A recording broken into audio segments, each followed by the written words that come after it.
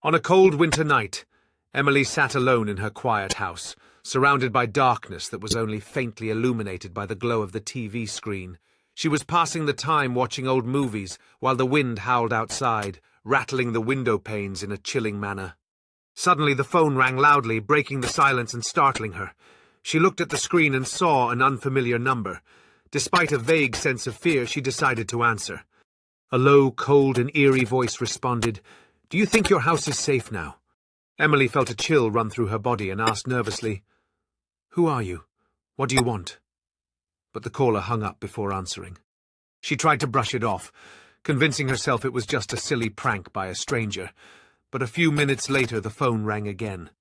Hesitating, she answered, "Who are you?" The voice was sharper this time. "Look behind you!" Emily felt a heavy weight pressing on her chest. She couldn't turn around. Slowly, she turned her head toward the window in front of her, where a shadowy figure was reflected in the glass. She froze in shock and backed away, but when she turned toward the corner where the shadow had appeared, there was nothing there. Before she could collect her thoughts, the lights suddenly went out. The phone rang again, but this time the voice seemed to come from everywhere, as if the caller was inside the room with her. "You can't escape." Panicking, Emily rushed to the front door to leave.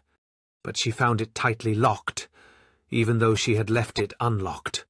She tried to turn on the lights, but the electricity was gone. She screamed, and her voice echoed as if it was coming from inside her. Suddenly, the sound of footsteps began to approach from all directions, heavy, slow steps. Emily tried to hide under the table, clutching her phone and trembling. She decided to call for help, but when she looked at her phone, the call screen was filled with strange numbers flashing and disappearing.